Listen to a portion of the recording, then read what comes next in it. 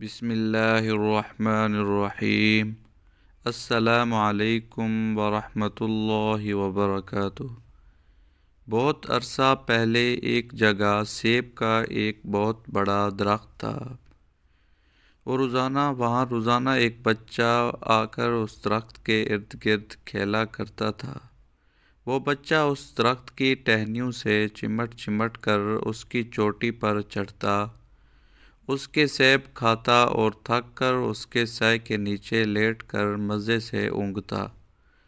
وہ بچہ اس درخت سے محبت کرتا تھا، اور وہ درخت بھی اس سے محبت کرتا تھا اور اس کے ساتھ کھیلنا پسند کرتا تھا۔ وقت گزرا اور بچہ بڑا ہو گیا، اور پھر بچہ ہر روز درخت کے ارد گرد نہیں کھیلتا تھا۔ ایک دن بچہ واپس آ گیا، لیکن وہ دکھی تھا۔ درخت نے کہا، آؤ میرے ساتھ کھیلو۔ بچے نے جواب دیا، میں اب اتنا چھوٹا نہیں رہا کہ درختوں کے ارد گرد کھیلوں۔ مجھے کھلونے چاہیے، اور کھلونے خریدنے کے لیے مجھے پیسے چاہیے۔ درخت نے کہا، میرے پاس تو پیسے نہیں ہیں، لیکن یہ ہو سکتا ہے کہ تم میرے سارے کے سارے سیب لے لو اور انہیں بیچ دو تاکہ تمہیں پیسے مل جائیں۔ بچہ بہت ہی خوش ہو گیا۔ بچہ درخت پر چڑھا اور سارے سیب توڑ لیے اور خوشی خوشی وہاں سے چلا گیا۔ درخت نے اپنے سارے پھل کھو دیے، لیکن اس کی خوشی سے بہت ہی کم تھا، وہ خوشی جو اسے بچے کی خوشی دیکھ کر ہوئی۔ لیکن درخت کی خوشی کچھ زیادہ دیر تک نہ رہ سکی، کیونکہ بچہ سیب لے جانے کے بعد واپس نہیں آیا، لہذا درخت دکھی ہو گیا۔ پھر ایک دن اچانک وہ بچہ واپس آ گیا، لیکن اب وہ ایک مرد بن چکا تھا۔ درخت اس کے آنے پر بہت ہی زیادہ خوش ہوا اور اس سے کہا، آؤ میرے ساتھ کھیلو۔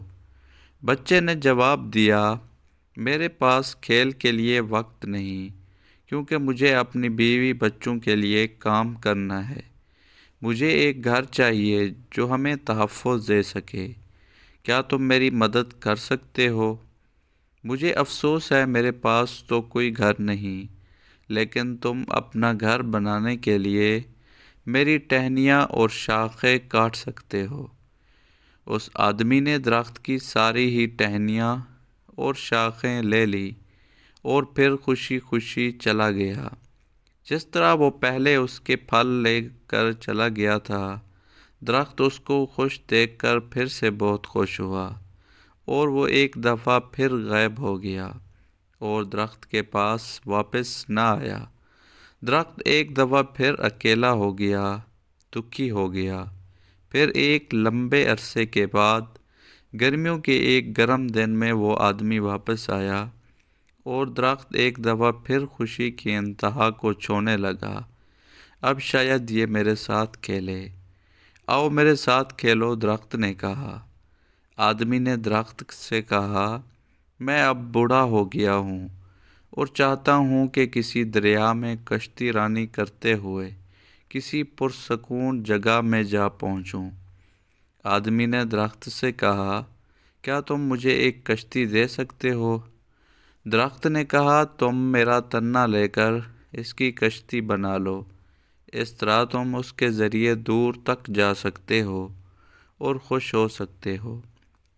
تو اس آدمی نے درخت کا تنا کاٹ لیا اور اس کی کشتی بنا لی، اور پھر آدمی کشتی میں سوار ہو کر چلا گیا اور ایک لمبی مدت تک واپس نہ آیا۔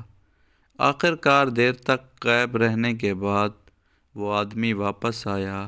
اسے دیکھ کر درخت نے دکھ سے کہا، مجھے افسوس ہے میرے بیٹے کہ اب میرے پاس تمہیں دینے کے لیے اور کچھ نہیں، اور کہا، تمہارے لیے اب اور سیب بھی نہیں ہیں۔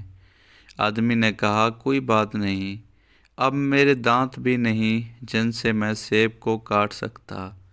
تمہارے کودنے پھاندنے کے لیے اب میرا تنا بھی نہیں۔ تو آدمی نے کہا، میں اب بوڑھا ہو گیا ہوں، ایسا کام نہیں کر سکتا۔